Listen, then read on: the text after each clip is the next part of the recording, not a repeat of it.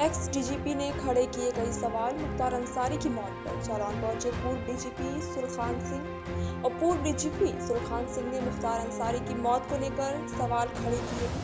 वांदा जेल में मुख्तार अंसारी की मौत हुई है और पूर्व बीजेपी ने सरकार से सीबीआई जांच की मांग की है। मुख्तार के परिजनों द्वारा स्लो पॉइजनिंग दिए जाने के आरोपों और बोले पूर्व डीजीपी यूपी के जिलों में कुछ भी हो सकता है, यूपी में हो रहे एनकाउंटरों पर भी प्रतिक्रिया दिया। जालौन के कोषनगर में निजी कार्यक्रम में शिरकत करने पहुंचे थे पूर्व डीजीपी सुरखान सिंह। सर जालौन आए हैं आप, क्या कार्यक्रम था और आपने जो बुंदेलखंड जनतांत्रिक पार्टी बनाई है उसका क्या उद्देश्य?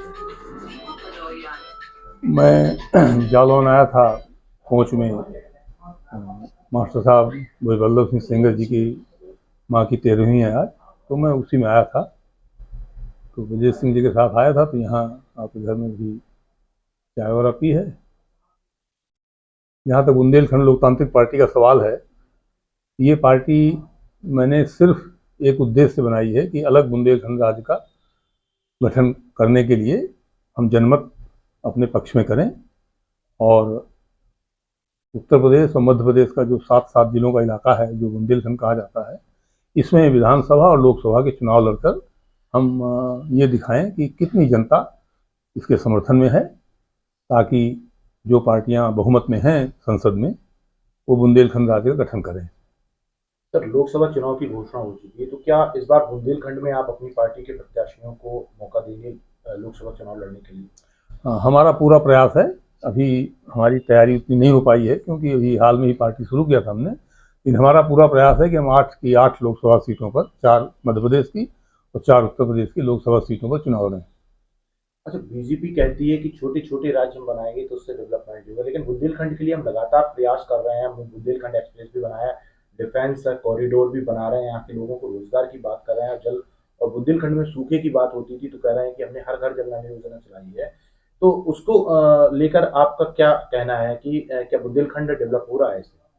देखिए, पहली बात तो अलग राज्यों का गठन जो है डेवलपमेंट का उसमें इशू नहीं है। वो इशू ये होता है कि स्थानीय लोगों की जनतांत्रिक आकांक्षाएं कैसे पूरी होंगी, नीतियां जो बनेंगी वो हमारे स्थानीय जरूरत के हिसाब से कैसे बनेंगी। उत्तर प्रदेश में अगर नीतियां जो बनती हैं तो वो पूरे उत्तर प्रदेश को ध्यान में रख के बनाई जाती हैं और उस क्षेत्रों का उसमें वर्चस्व हो जाता है जहाँ के ज़्यादा विधायक होते हैं, जो ज़्यादा वोकल होते हैं, जो ज़्यादा प्रभावशाली होते हैं। बुंदेलखंड का हाल ये होता जा रहा है कि पिछले परिसीमन से पहले यहाँ 21 विधानसभा की सीटें थीं, अब घट के 19 रह गई हैं। 4 यूनिवर्सिटीज हैं यहाँ उत्तर प्रदेश क्षेत्र में बुंदेलखंड की, एक भी उसमें वाइस चांसलर बुंदेलखंड का नहीं है। कहीं किसी यूनिवर्सिटी में बुंदेलखंड का एक वाइस चांसलर नहीं है। पब्लिक सर्विस कमीशन में एक भी सदस्य बुंदेलखंड का नहीं है। सिलेक्शन में, अपॉइंटमेंट में, टीचर्स के अपॉइंटमेंट में हर जगह पक्षपात हो रहा है, भेदभाव हो रहा है। तो विकास कोई बहुत नैरो चीज नहीं है। आपने एक सड़क बना दी या जमीन में ट्यूबवेल लगा के पानी नल का दे दिया, ये कोई महत्वपूर्ण चीज नहीं।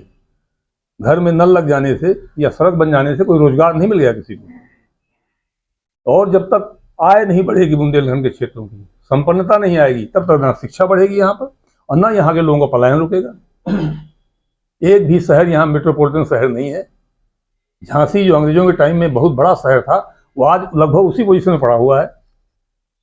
सबसे बड़ा शहर झांसी है बुंदेलखंड का, यही मेट्रोपॉलिटन नहीं है और मेट्रोपॉलिटन बनने में 20 साल लग जाएंगे अभी इसको, और इस हालत से तो बनेगा नहीं कभी भी जैसे हो रहा है। लेकिन बड़ी इससे सर, जैसे कल एक परसों घटना हुई है मुख्तार जेल में, जिस तरीके से उसकी मौत हुई है, क्या लग रहा है उसको क्या जहर दिया गया? क्योंकि कोर्ट में भी उसने कहा था कि मुझे स्लो पॉइजन दिया जा रहा है, तो इस पर क्या? देखिए, उसकी मौत कैसे हुई इस पर तो कुछ अंदाजा लगाना न उचित है और न संभव है, लेकिन चूंकि वो राज्य की अभिरक्षा में था और उसने न्यायालय में ये आरोप लगाया था कि उसे धीमा जहर दिया जा रहा है, उसकी हत्या की जा सकती है, और पहले भी अखबारों में उसका बयान आया था, तो एकदम अपनी स्टैंड क्लियर करने के लिए, कोई संदेह न रह जाए, ये जरूरी है कि इसमें राज्य सरकार सीबीआई जांच के लिए रिक्वेस्ट भेजे और जल्दी से जल्दी इसमें सीबीआई जांच कराई जाए, जिससे कि बात साफ होगी, निकल सामने आ सके। आप आईजी जेल भी रहे हैं इस दौर लोग हैं, तो क्या जेलों में ऐसा हो सकता है? जिस तरीके से उसने बात कही है, तो क्या जेलों में भी इस तरीके का काम हो सकता है जेल में? नहीं, देखिए, होने को तो कुछ भी हो सकता है। पुलिस वाले फर्जी मुठभेड़ कर सकते हैं। करीब 250 पुलिस वाले इस समय जेल में हैं, सजा याफ्ता और अंडर ट्रायल मिला करके। तो जब मर्डर कर सकता है पुलिस का आदमी, तो क्या नहीं हो सकता। वो तो गेस करना जो है, और ख़ास तौर पे हमारे जैसे प्रोफेशनल पुलिस अफसर के लिए कोई गेस वर्क करना ठीक नहीं है।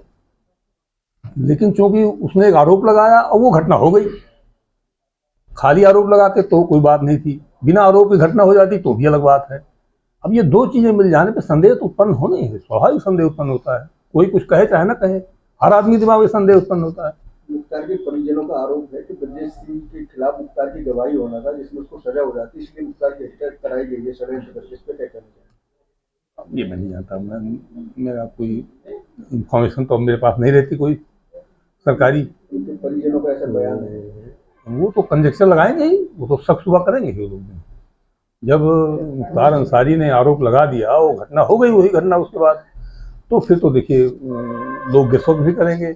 और जिनके परिवार का आदमी मरता है, वो आदमी भावना में सही गलत कुछ भी बोलता है वो आदमी। तो यही तो एयर क्लियर, हवा ठीक साफ करनी है। ये संदेह की हवा जो पैदा हो रही है, तो साफ करना बहुत जरूरी है। राज्य सरकार का बड़ा क्लियर स्टैंड है कि हम जो कानून के शासन में विश्वास करते हैं, तो इसको क्लियर करने के लिए जरूरी है कि सीबीआई की जांच हो, और कोई सही जांच नहीं कर सकती।